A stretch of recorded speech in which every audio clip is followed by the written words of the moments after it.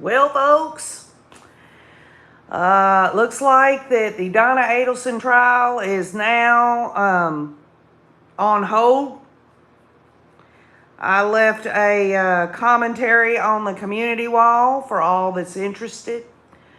Took some screenshots of Donna Adelson weeping and crying because she cannot have her trial. She wants to get out of jail and she wants to continue to retain Dan Rashbaum, but Dan Rashbaum is going to have to go bye-bye.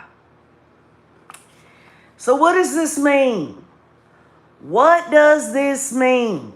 Well, I'll tell you what it means. It means that Charlie Adelson was in a corner. He's going through the appeals process right now. And I was like, well, first of all, let's tap down this idea of what was he a defense witness or was he a state witness? I'd gotten mixed signals through the Tallahassee Democrat that he was a defense witness, but then it came out that he was actually a state's witness. And I thought, well, he'll never testify against his mother. And then we found out that he wasn't going to be in the case in chief. He was only going to be there for a specific purpose through rebuttal. And that specific rebuttal testimony that Georgia Cappleman wanted was to rebut anything if Donna Adelson took the stand to say that she thought she was being extorted, that Charlie was being extorted.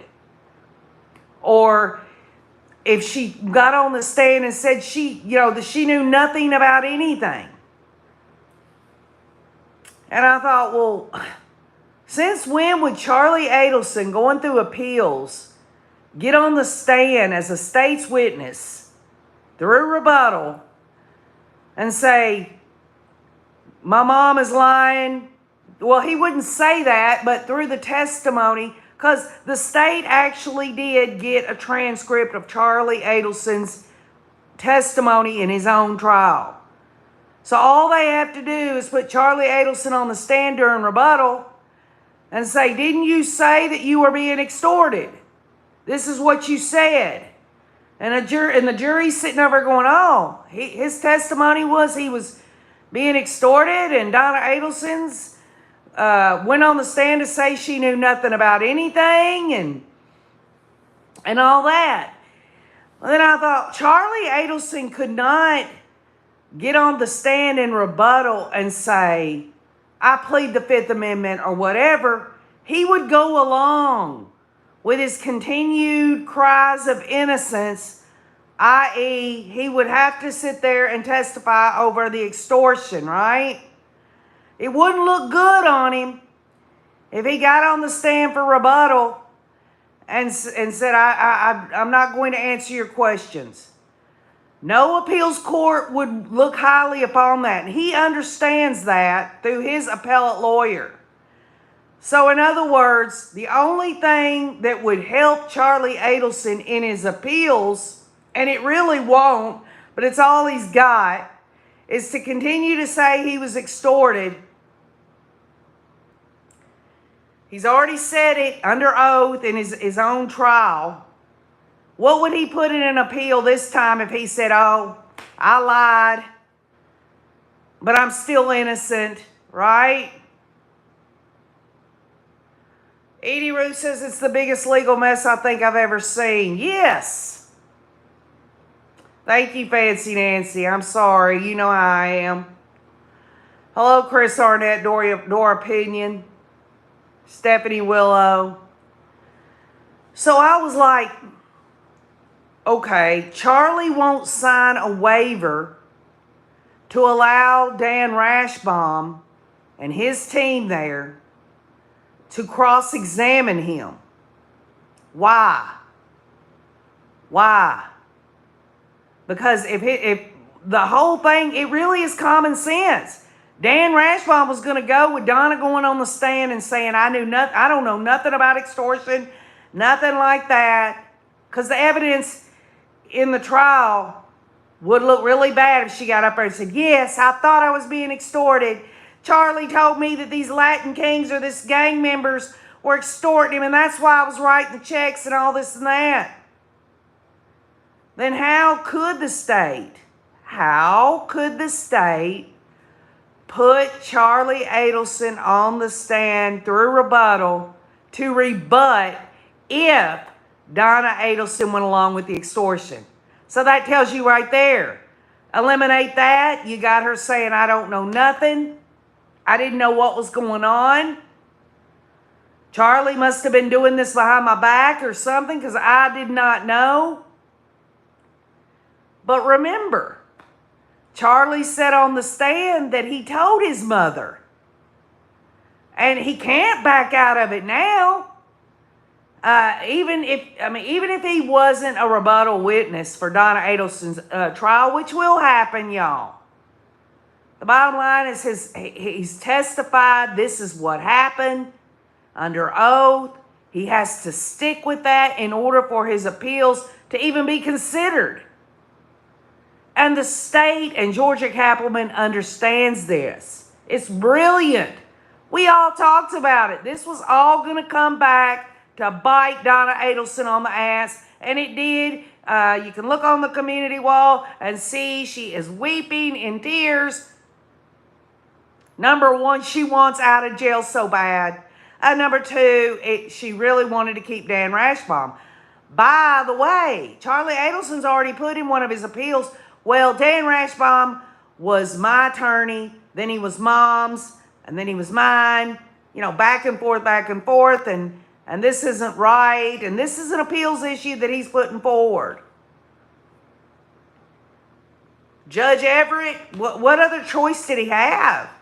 He'd already done everything he could have done judiciously by asking her over and over again, even meeting with an unrelated attorney, so that attorney could say, listen, regardless of Dan Rashbaum and Attorney Morris there and their team, here are the facts. If you move forward on this, this is what could happen to you.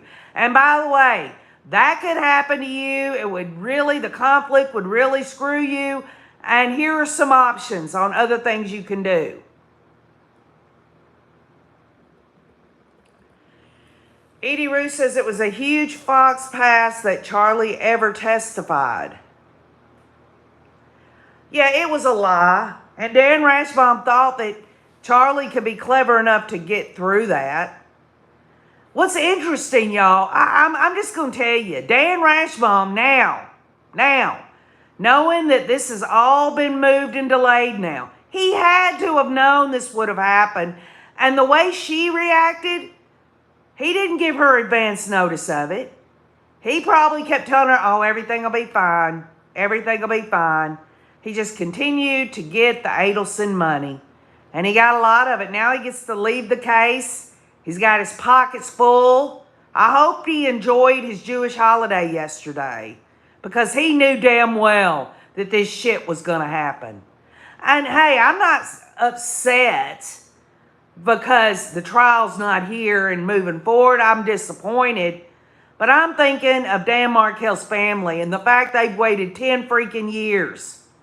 Now they got to wait even longer.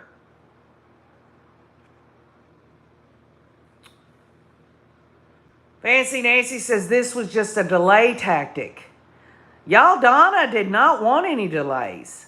She acted like she really thought this was going to move forward.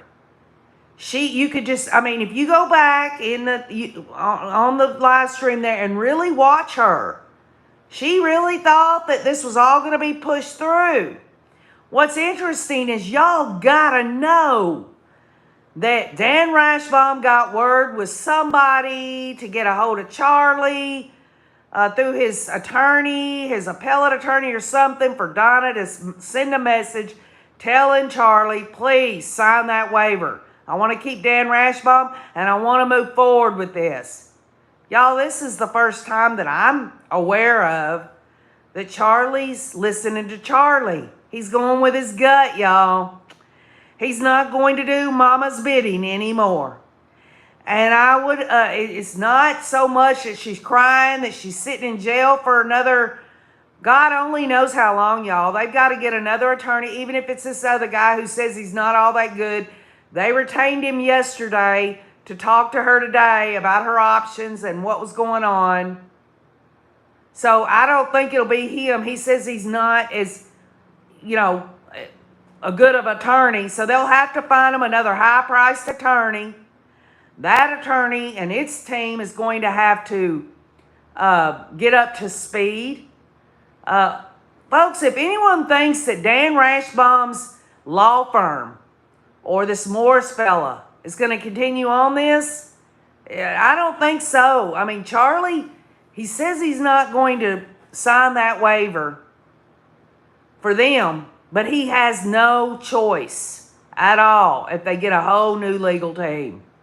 And Donna's just going to have to wait a while longer. And it's really kind of rich. Get it, rich? Rich that they waited right at the last minute. I don't think this was strategic from Dan Rashbaum at all.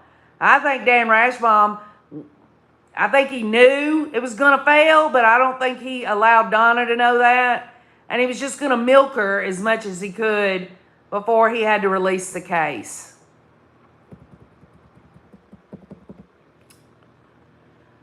Sophie Gherkins, yes, you may ask a question. I hope that you're interested in the Donna Adelson case, but you're welcome to ask any other question. I hope it's respectful. We have a really good moderator on here. Her name is Fancy Nancy, and she says, be nice or be gone. So I'm just telling people, we've had lots of people come on here that's not used to coming on here, and they say nasty and mean things or ask nasty questions or things of that sort. So you're welcome to ask a question. I don't know that I have the answer, but I'm glad you're here, and I hope that you'll be respectful with all new people showing up whenever they do. So Edie Root says, yeah, it's rich while that family suffers more. Exactly. Exactly, Edie.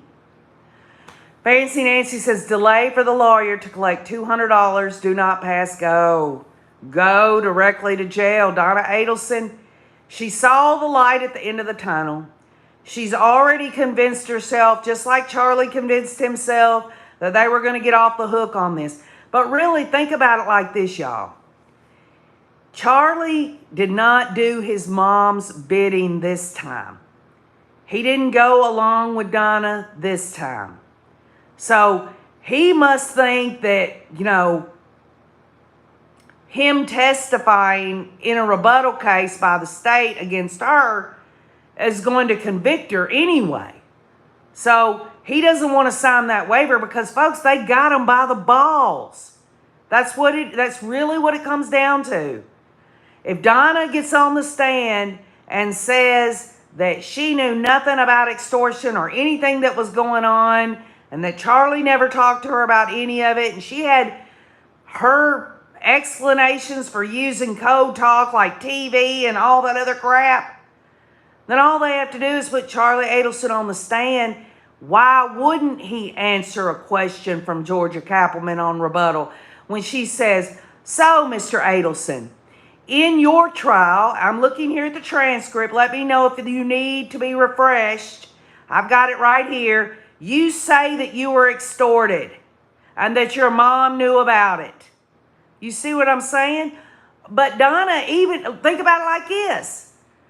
Donna goes along with it. Donna goes along and gets on the stand and says, yes, Charlie, he told me that we were being extorted. That's why I was writing the checks and all this and that. And then she puts Charlie on the stand to repeat that. Folks, it's still, it didn't work the first time. The evidence didn't line up to it.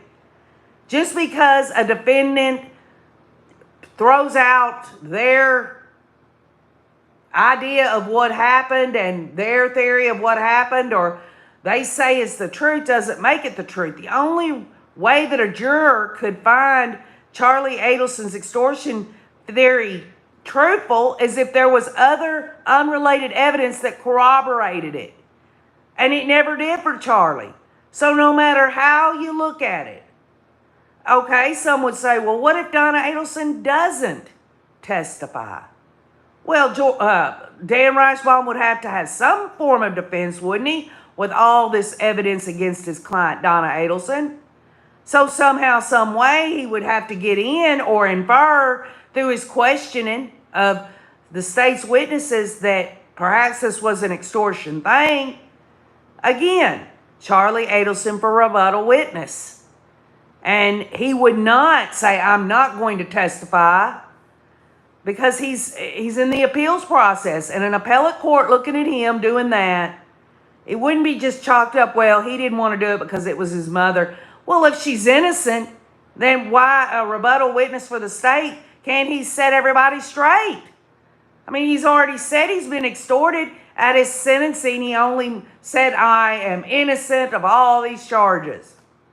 So he's going that route.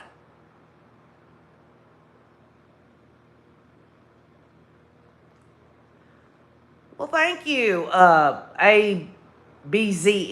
I don't know how you say that, but hi, Jill Schneider. Hi, Vix Tex. Trevor Levesque. So the next scheduling conference in this case will be October 15th. And basically when they go to that, she's going to have new attorneys. And make no mistake, y'all, Dan Rashbaum's told Donna Adelson today, sitting at that table while she's weeping, that even though he's not on the case, he'll be in the background helping out. That's what he's going to say.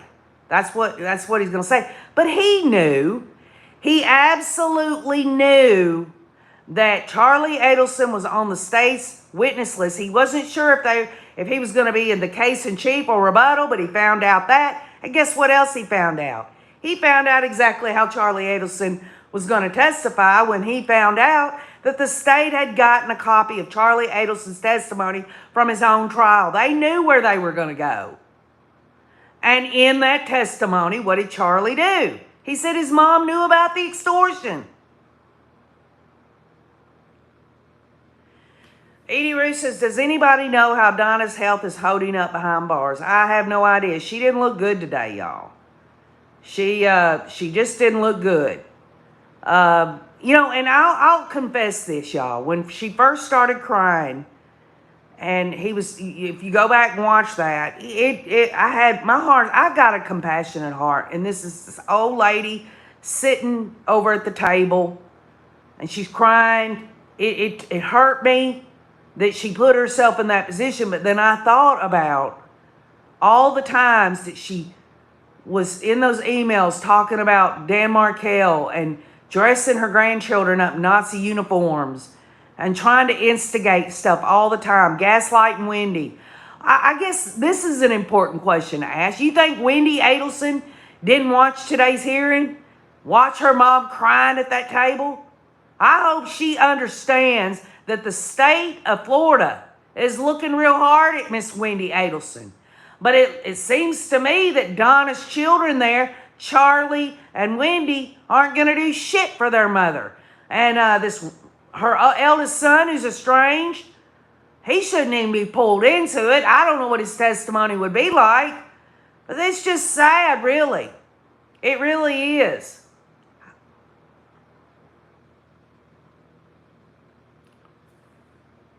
Exactly, Vix Tex. Nobody wants to think the worst of anyone. No one wants to say, God, how could they do that? How do you wrap that around your head? Y'all know good and damn well. In the last case, none of us could ever grasp how much evil that was. And you look at this woman and you see her crying there today.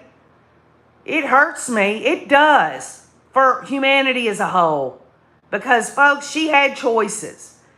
And by the way, if you're interested, Pretty Lies and Alibis came out with a couple of wiretaps here in the last 24 hours that hadn't been released. They're short ones, but it talks about, and go visit and, hit the like button on that because Gigi's a good person. But anyway, I was listening to one of the wiretaps where Donna wanted this high dollar, $9,000 a month apartment, and this was in 2016.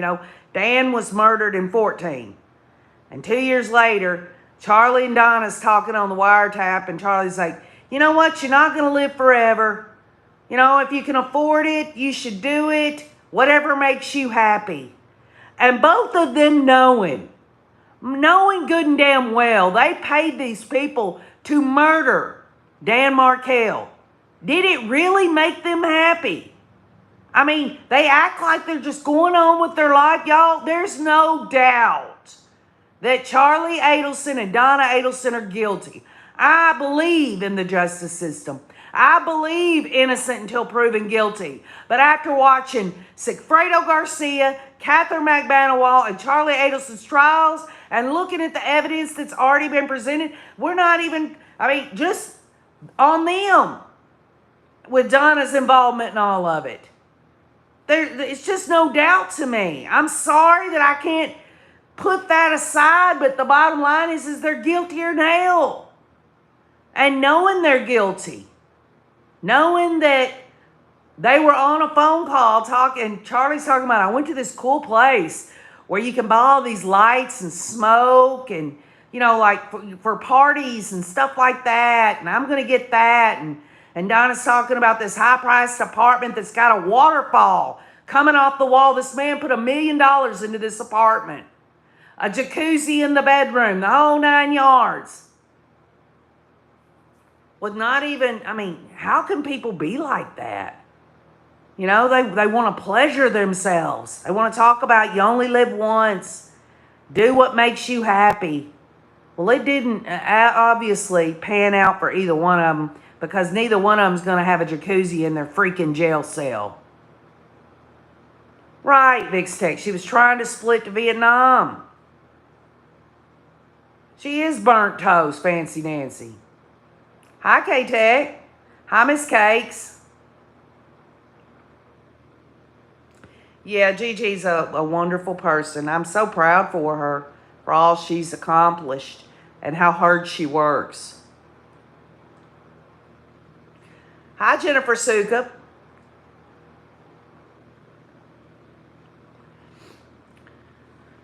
So, Donna's going to be in jail for a while longer. I think in her mind, she really thought this trial, you know, lickety-split. She'd be found not guilty. She could go back to her high-rise apartment or her new life in Vietnam. I guess they invested in that. I don't know. It's supposed to come out in trial somehow through not Dan Rashbaum now. It'll be her new attorney. That was something that Charlie invested. It was a timeshare thing. But folks, when you're talking a one-way ticket to Vietnam, these timeshares, if for anything, only about a month. Most of the time, it's usually 1 to 2 weeks. So, you know, that's got to be explored. Yes, welcome, Miss Cakes. And Charlie, he's stuck. He's stuck because he's in the appeals process right now. And it would not look good appellate-wise for him to be a hostile witness for the state of Florida there as a rebuttal witness. The only way that he could get out of testifying was to do what? Not sign that waiver, because Dan Rashbaum was, in fact, his attorney before. And what I don't understand, though, they've known this all along. And just because Judge Everett said twice during pretrial, he made Donna get up and say, now, you're sure that, you deserve conflict-free attorney, but you've got one that I'm just telling you, and she was all for it. Even today, she still wanted him, knowing that this other attorney got with her briefly and explained to her, if you do this, it's going to cause problems. And I'm sure that Dan Rashbaum told Donna Adelson, listen, your son is not going to sign a waiver to testify. He's in the appellate situation right now. Perhaps Dan even told her he doesn't want to testify against his mother. But he has no choice. He has no choice to be a rebuttal witness for the state of Florida there. And these new attorneys, whoever they are going to have to figure out what to do. They're going to have to, absolutely, y'all, They're going to have to prep Donna either to testify that, yes, she knew about the extortion, to at least show that it lines up with her son, Charlie, who's claimed his innocence, which that failed in his trial. But then again, it's better than her saying one thing and him doing another, saying another.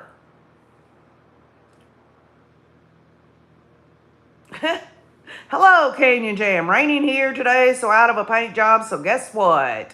I get to be home and check in with my favorite YouTube, KJ and the Ray. It's fall now. It's nice. Well, Canyon Jam, Mr. Wade and I are leaving for Bristol here shortly. He had some job sites that he has to deal with before we can take off in the RV to go to Bristol, Tennessee for the NASCAR races. The racetrack there, if you know anything about NASCAR, the track, they say it's like crawling into a volcano. It's like one of those Roman warrior things there. It's this huge, looks like a big bow. It's just a little itty bitty track and they go round and round and round and round. So we're going to be doing that this week. I thought, well, I'm in Bristol this week, but they're going to have jury selection this week. And by Friday, they'll have opening, and then I can, get with everybody at the RV and say, this is what I see with the opening statements or perhaps the first witness. But now, we are not getting any action, even a trial date, until a scheduling conference on October the 15th. Donna Adelson was very, very upset at the table. I posted some photos of her on the community wall. She only has herself to blame because, again, I know for a fact the woman is guilty. Whether Charlie brought the idea to her or she brought it to Charlie makes no difference. They were in cahoots. And Wendy Adelson, according to those phone calls the day of Dan Markel's murder, she was abreast of all this too. Harvey, he was the one that needed to know where the money was going. Where's all that wet money that Charlie is stapling? Donna could not just write checks off to Catherine McManawal, and Catherine McManawal's not working for the Adelson Institute or doing any kind of work for them without Harvey understanding why she wrote those checks. Also, this whole damn deal about Harvey Adelson's Lexus. Catherine McManawal says she paid for that vehicle. I doubt that very seriously. If she did pay for the vehicle, it was the damn blood money that they gave her and Sigfredo Garcia and Luis Rivera. She just gave it back. I'm surprised they didn't give it to her as a gift.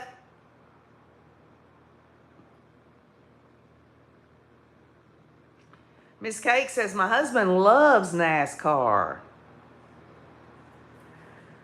So you think about the cost. Now, let's think about this. All pre-trial hearings cost something, right?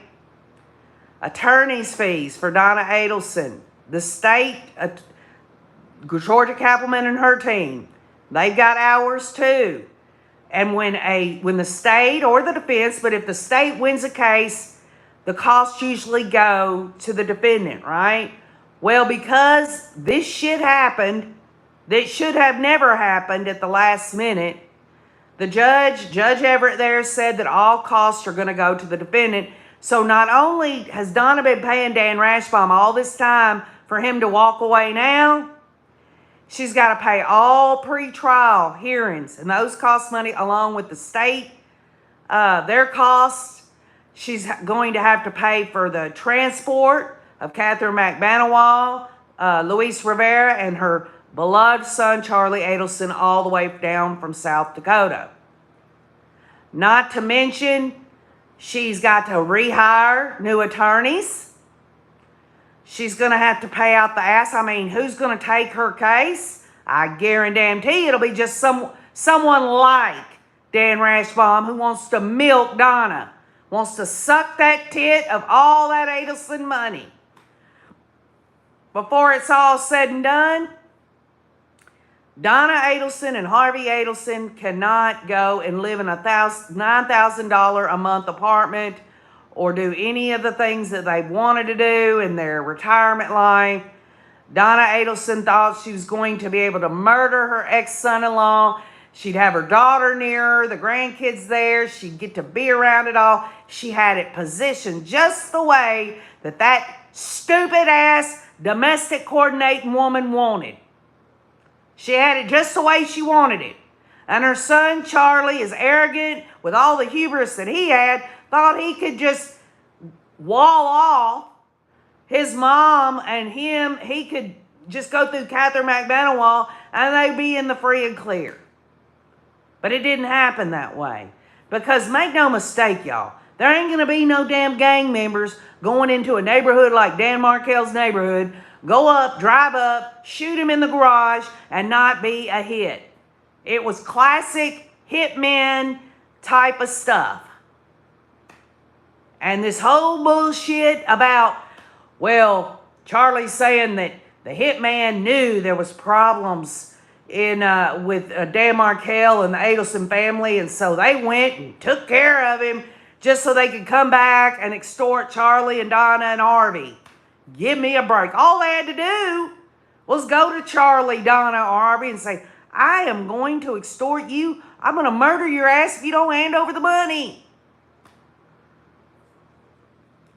And you know, this whole code of silence stuff of Charlie and Donna, the only explanation would be two explanations. And one of them is a crock of shit, and that is, well, we was being extorted, so we didn't go to police because we was so afraid for our family and ourselves, and we was afraid they'd get to us and kill us, so we didn't go to police. Or they were involved and, of course, wouldn't want to go to police. And it's bared out in the Dolce Vita with Charlie Adelson talking to Catherine McManawall on that recording. Why it's just not good to get the police involved in anything.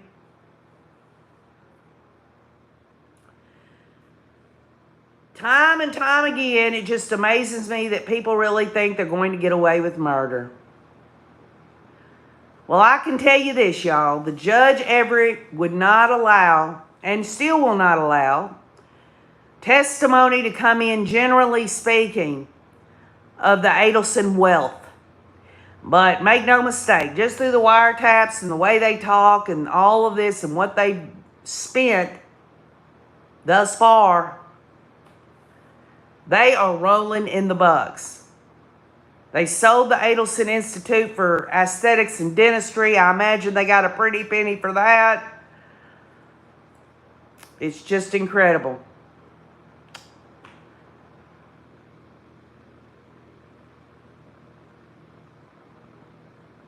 Stephanie Willis says, okay, I got you. Cindy Arnold, I'm pretending I'm working. Okay, well, Cindy Arnold, I'm sure you work hard every day, and there's times in your schedule where you can pretend to work. Canyon James says, just driving these wild Idaho roads is a challenge. I think I could do pretty good down there in one of those hot rods. Oh, yeah, stock car racing. You talking 190 to 200 miles an hour? Oh, yeah. Wayne took this trip around. It was called a NASCAR Dream or something where you pay money. I got it for him for Christmas one year where he got to drive an actual NASCAR around Daytona International Now, he only got it up to 95. Okay? They had like one of those things, restrictors on it, where he couldn't go any faster than that for safety purposes. But he did get it up to 95 miles an hour around Daytona International Speedway.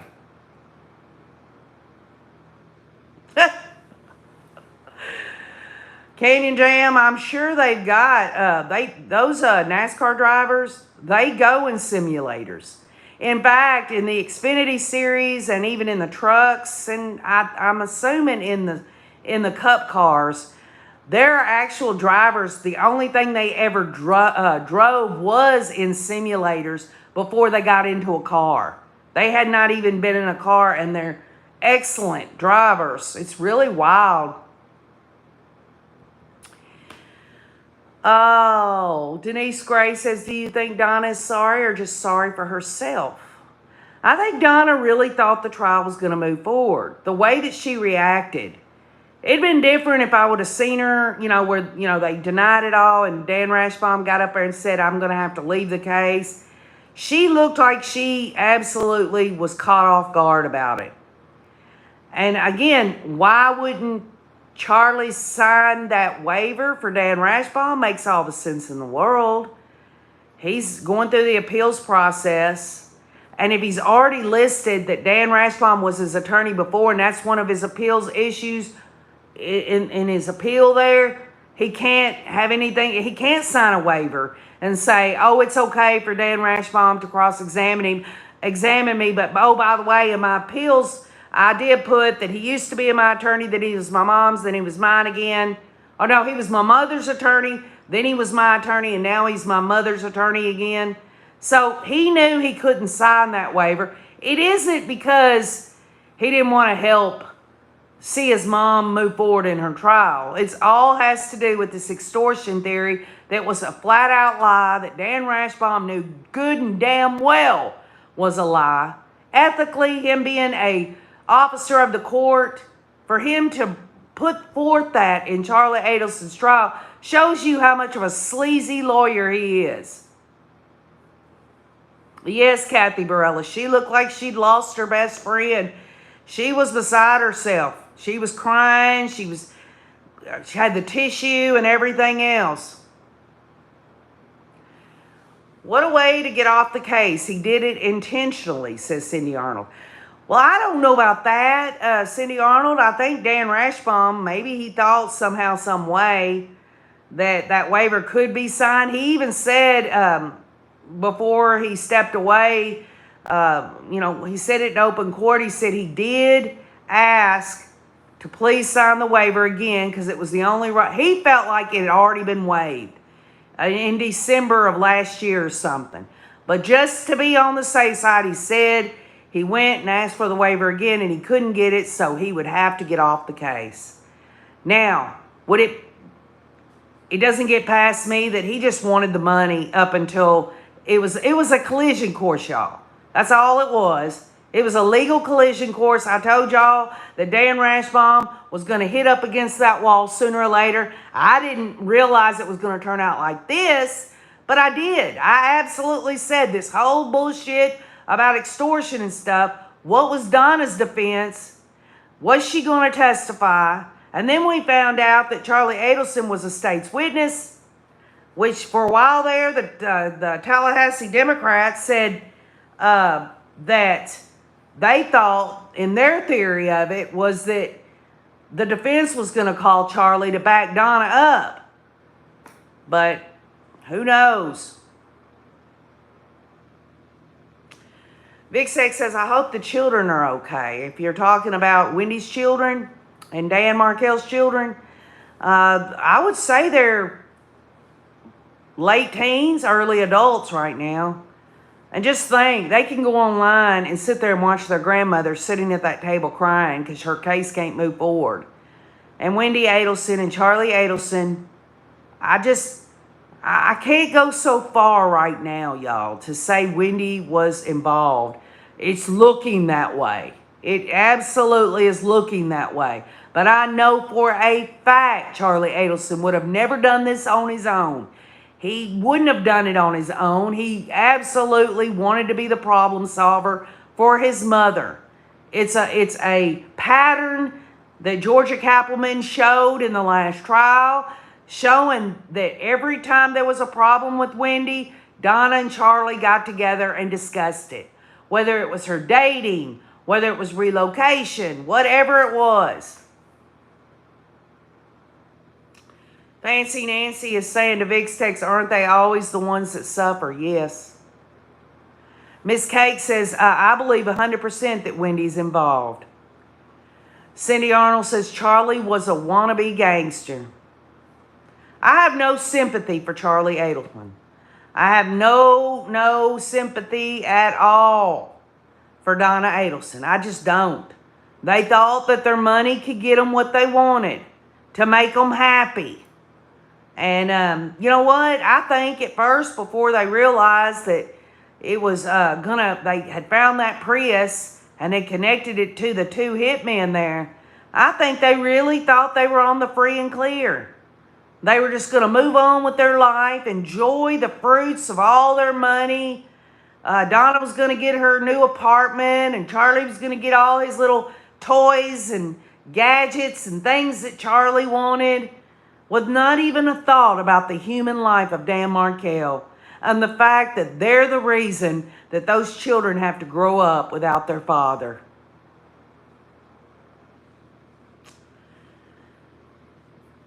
Canyon Jam says, yes, the children are innocent, yet the sentence affects them greatly. Yes, it does, Canyon Jam. And make no mistake, Wendy can say all she wants for years and years and years. Your Uncle Charlie is innocent, boys.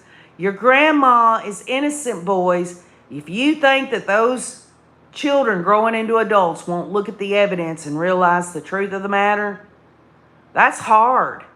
And I feel so bad for them. They didn't ask for this. They didn't want this. Cindy Arnold says they're going to chew him up and spit him out. Cindy Arnold says it's so sad. They had everything. And really, if you think about it, it all came down to 450 to 500 miles away. Tallahassee to South Florida there. That distance there, Donna was unwilling to get on a plane and visit her grandkids. She wasn't happy with Wendy bringing them down when it was Wendy's time, because Wendy got the kids 50% of the time and Dan got the kids 50% of the time. She wasn't happy with she didn't see past that those children were going to grow and get older, that maybe, just maybe, Dan Markel would get more and more successful and move somewhere else, maybe perhaps to South Florida. Or, maybe if over a couple of years of everything being reasonable and people getting along, that Dan Markel would have, his children might have been like, we want to go down to South Florida, Dad. We're 14, 15 now. Let us please. And Dan Markel would have probably given in to that. There were so many things that could have happened that would have benefited Donna Adelson. But she wanted it. She wanted the instant gratification. She wanted to solve her adult daughter's problem when her adult daughter was competent enough to deal with her own shit. She was an attorney, highly educated. It ain't like Wendy had some kind of learning disability that needed mama's help. And Charlie Adelson, he was a successful, dentist and all of this, periodontist. Just wasn't enough for Donna. And whatever Donna wanted, Donna was going to get. Well, guess what, y'all? Donna Adelson did not get her way, in that she's not going to get a speedy trial now, and she sure as hell ain't getting her beloved Dan Rashbaum.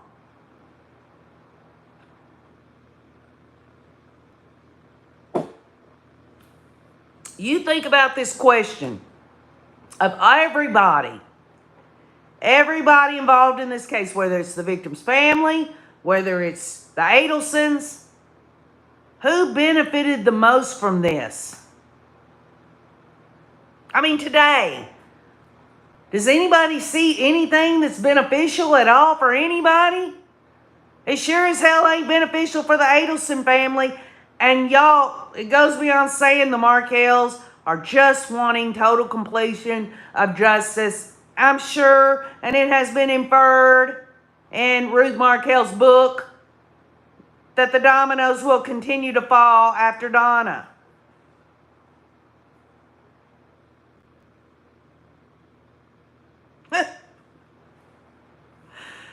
Canyon Jam, you're very sweet. You are. I appreciate that. I really do. That swells my heart. OKJ don't take compliments very well, okay? It kind of embarrasses me a little bit, but thank you so much. Xfinity Gamer, the topic is we are studying the Donna Adelson murder trial that was supposed to start this week with jury selection. And now her attorney's been kicked off the case, and she is going to have to wait a little bit longer to get her day in court. She hired 2 gang members out of South Florida to murder her ex-son-in-law so that her daughter could move the kids and herself down there because the Adelsons were rolling in so much dough they had coming out of their ears, their eyes, their mouth, their ass, everywhere. They lifted up their armpit and money appeared. I know that's hyperbolic, but I'm just telling you, Donna Adelson is going to have to eat all of this pretrial shit, all the travel costs of the dang witnesses that were brought down, all of it. And she doesn't even get the attorney that she wants now because there's a conflict of interest and the judge will not allow an appellate issue, which is the only thing that I'm glad about, that this judge is smart enough to know that these damn asshole Adelsons aren't going to get away with the murder of Dan Markell. And Dan Markell was a good man. He was a law professor down in Tallahassee, Florida. And his in-laws lived down there in South Florida. And when him and his wife split up, all hell broke loose. They hired these damn dudes. They gave them money. And every damn thing else. And Charlie was screwing the go-between. The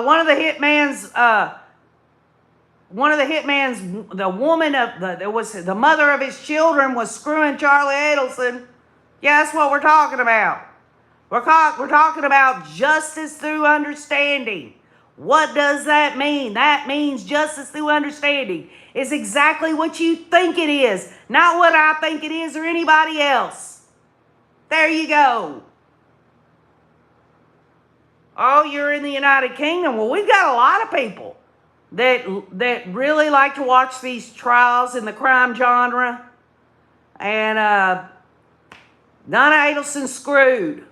She's screwed. So what are we going to do while we're waiting on this, Rays and others? Because not everyone on here is a Ray. Ray means research, analysis, and you, okay? What are we going to do? Well, I guess we'll have to dip in on other stuff and apply it to the Donna Adelson case. Isn't that what we did in the last case? 4 years of that. I mean, look at the freaking shit we had to go through just to get those two crazy people tried and convicted. Lori Daybell and Chad Daybell. Interesting, is it not? Just a side note, did you ever see a tear, one tear, come out of the hussy's eye or Chad Daybell's eye? No, because they're freaking psychopathic, demon-possessed pieces of crap. Miss Cake says, I'll throw something out there. Robert, the oldest brother, benefited. Once he realized how nefarious this murder was, he and his family ran so fast in the other direction, never to return. I don't think Robert Adelson is involved in any of it or knew any of it. I think that he did a podcast. I don't know if it was a few years ago. He did one where he explained his mother being so controlling, how they picked his first wife because his first wife was Jewish, but he was in love with this Hindu woman. And, he ended up marrying the woman, and then they divorced, and then he got married to the woman he really wanted to marry. In Donna Adelson's recorded call there that she didn't know was being recorded, she said, my son's going away for life, and my eldest son won't even speak to me. And talking about Wendy. Wendy just doesn't care and all that. Well, she needs to take a good look. She needs to take a good look in the mirror. Why are your children doing that? Don't get me wrong. Sometimes children get estranged from their parents, and the parents have done everything in their power. But just looking at how she writes in Wendy, gaslighting her own damn daughter. Basically saying, well, she should have said, well, Wendy, I helped you pick Dan Markell, and he ended up not being what I wanted him to be. So we took his ass out, basically.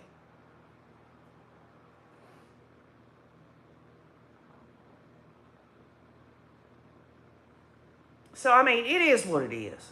It is what it is.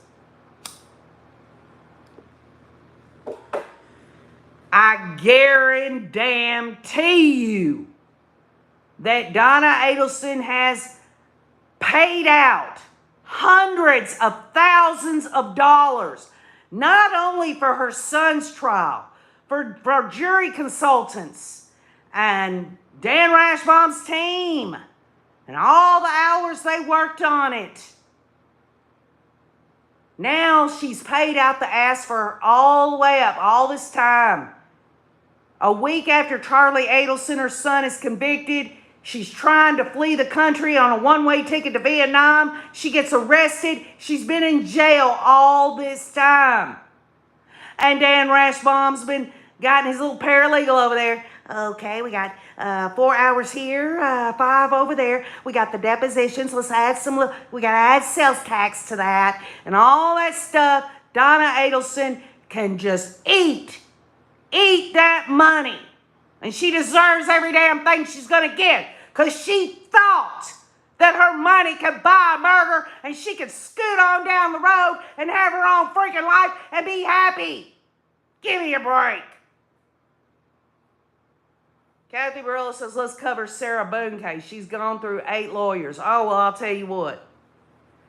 Kathy Barilla, we'll dip in on Sarah Boone. She's an interesting character, isn't she? That last hearing she was in, she's sitting in there. She gets that new attorney, you know. She's sitting in there all smiles and everything, thinking she's going to put this shit off some longer. Well, it didn't happen. It didn't happen. And this whole thing about using the battered women's defense or whatever, unfortunately, she does have some police records that show this. Okay? Whether that will be a good defense or not, I mean, you know, you got a battered woman defense here. You're scared of this man, but somehow, some way, you got his ass to get into a suitcase and you zipped it up.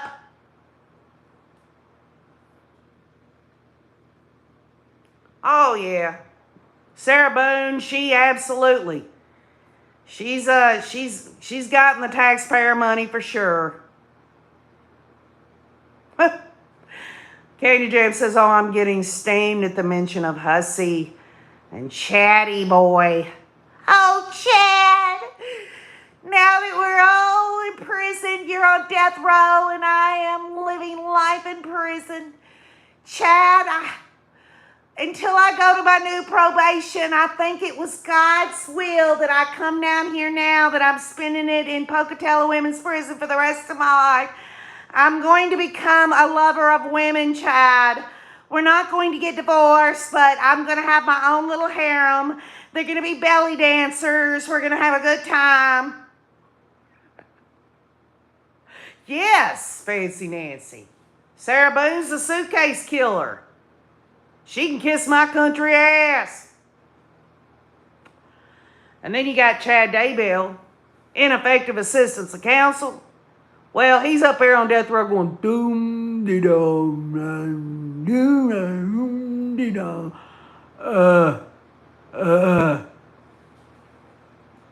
He's disgusting.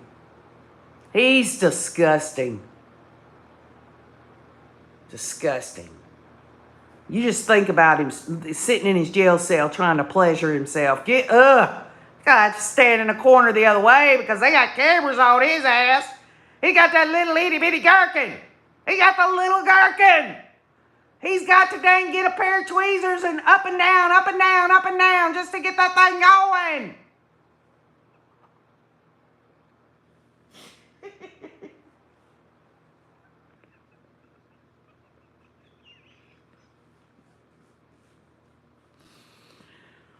So yeah, well,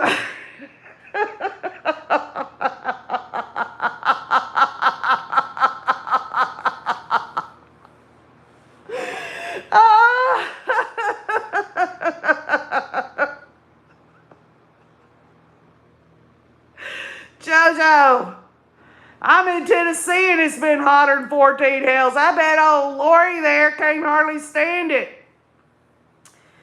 I bet there ain't enough freaking damn antiperspirant deodorant to damn keep her from stinking. And even if she doesn't stink, if she's taking a roll-on and putting it all over her body to keep her from sweating, there are women in that damn jail that don't even wash themselves. And she's got to smell it. And I hope she smells it for the rest of her days.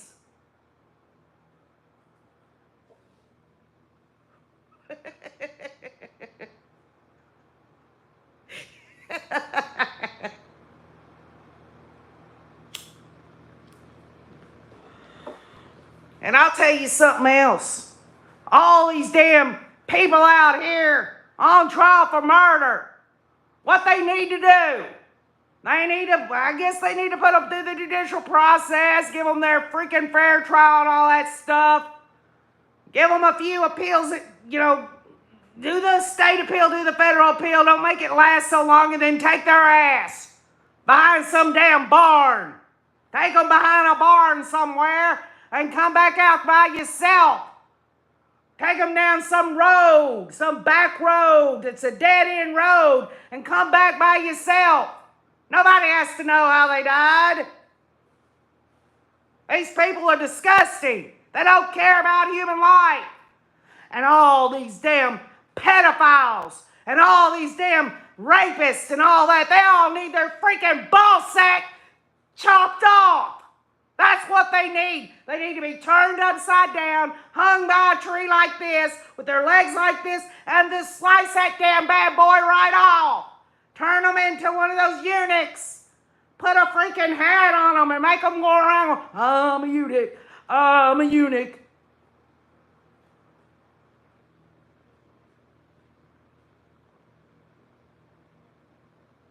Miss Cake says, yep, do the American way, then that. Then that.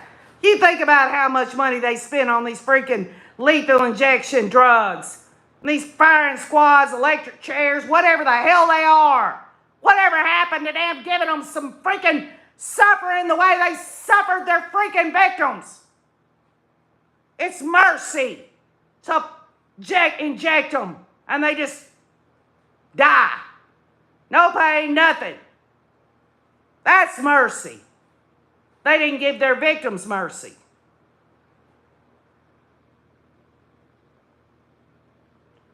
With all the hussy attention seeking, I loved how she wouldn't appear at the latest hearing. What's the matter, hussy? Turning haggish?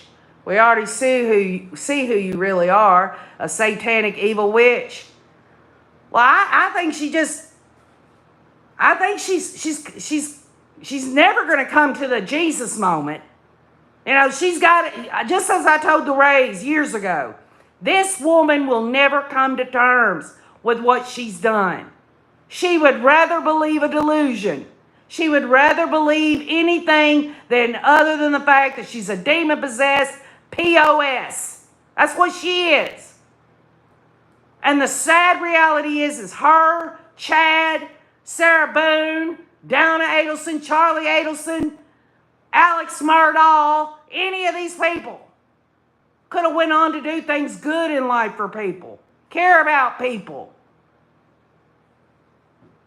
It's not for me to forgive any of them. They got to deal with God. I ain't got to deal with it. And yes, I call out evil. I call out bad. See you later, Cindy Arnold. Well, I'll tell you this, Fixed Text. Lori, I don't know if she talks to Jesus. But if you look at her fruit, what she does, and her behavior and the things she's done, there's no way, absolutely no way, in my opinion, that she's ever talked to Jesus. Because if she talked to the real Jesus Christ, she'd have never done any of this. Because Jesus loves the children.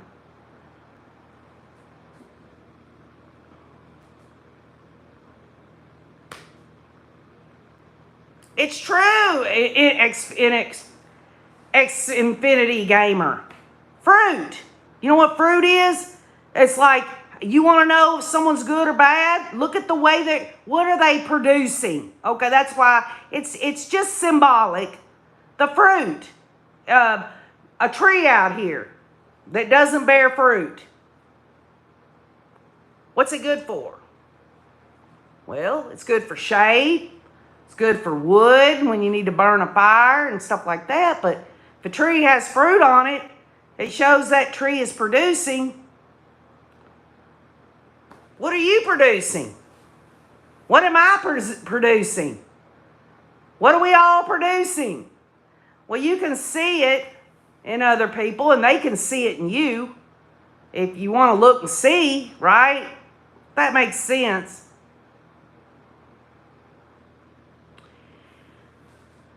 Donna Donald says that her mother is eating lunch. Improvement is slow, but I think that she is improving. Good. That's good, Donna Donald. Yeah, X-Infinity Gamer, in Holy Scripture, the Holy Bible, it talks about a person's fruit. In other words, what comes out of a person, what do they produce? Don't get me wrong. None of us can produce 100% good all the time. God knows I produce some crazy stuff from time to time and wrong stuff as well. So I ain't up on no freaking soapbox pedestal here saying that I produce good all the time, because I know where I fail. I fall on my face all the time. And Donna Donald says that Lori Hussey Daybell produced some rotten fruit. Canyon Jam says, since they profess to believe in eternal life, I can do a jig thinking about the new friends there. Let me see. We got Hitler and Dahmer and Bundy and many, many more. Welcome home, Hussey. Well, there you go, y'all. Make no mistake. Make no mistake. Lori and Chad are serial killers, will go down in history as serial killers. Sonny. Well, I actually think your YouTube name's pretty cool. X-Infinity Gamer. Like, for instance, the reason I like it, I'm not into gaming and everything, but I've got 3 adult sons. One's 24, one's 30, and one's 32.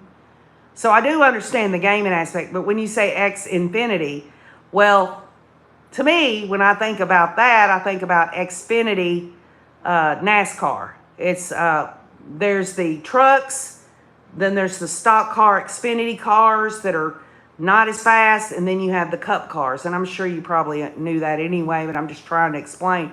When you say Xfinity race, that's what they call it, the Xfinity race.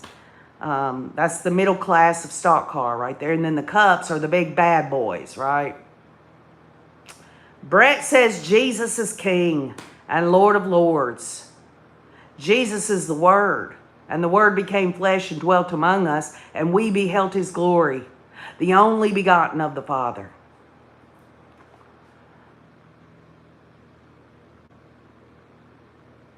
Donna says, I do not like to judge, and nobody wants to judge somebody to hell, but if hell is real, I am pretty sure she will fit right in. Well, Donna Donald, I think I've shared this before. To me, hell isn't like what people think. It's like this place where the devil lives with fire and brimstone, even though it's talked about in Holy Scripture. I think that's symbolic. I think hell is actually just complete and total separation from the Creator. Totally and completely. You never have God is never going to be there ever again. Ever. God doesn't even, you're gone. You're banished. But that's my faith. Yes, Richmond Raceway, Miss Cakes, yes, I've never been there. Mr. Wayne and I want to go to Martinsville. We also want to go to Sonoma. We hadn't gotten there yet, though.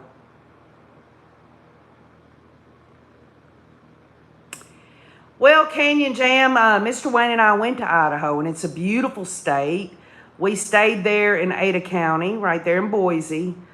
We traveled around. We went up to the ski lodge and looked at all that beauty up there, and we even saw the great big potato that you can go and stay a night in. It had this cow, Jersey cow out there. We traveled all over Idaho in that area, and it was beautiful. The people are very loving, caring people, and there's no way that we would ever see Idaho as a bad place just because that damn asshole and her went in there and did what they did, along with the cult. Hi, Ann Gibson. I'm home back from Spain. We arrived back today. There's no place like home. Isn't it fun to travel, but it's always good to come home, isn't it, Ann Gibson? I've been to Talladega, Trevor.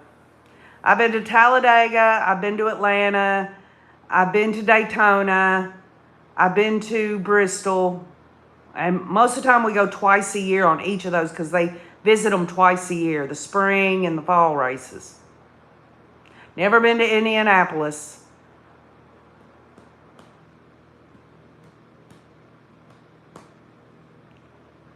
Oh, yeah, Trevor, when you say it's pretty cool and Alabama is so beautiful, well, I'll tell you what.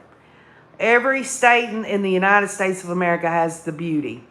But when it comes to football, KJ does not really like the Crimson Tide because they always win. I'm not a sore loser. I'm just saying, Alabama. There's more Alabama bumper stickers in Tennessee than there are Tennessee ball stickers. And I take offense to that.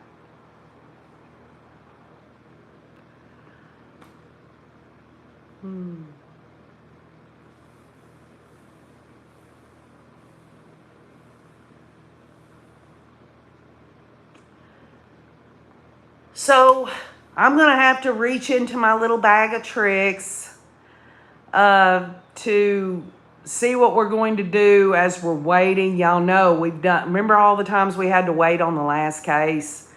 KJ tried to continue to move forward, to try to educate myself, to learn things from you.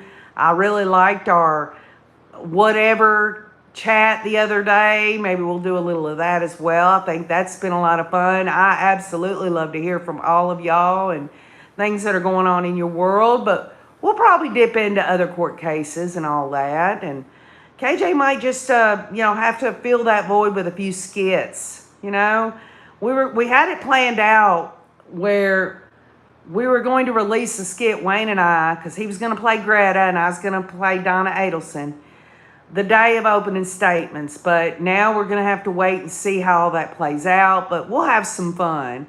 Maybe we'll revisit the Hussey and Chad, huh? The Chin, and see how they're doing in their prison cells, huh? Wouldn't that be fun? So anyway, I love you all. I'm sorry this happened, y'all. I just couldn't see that Judge Everett would have moved forward with this.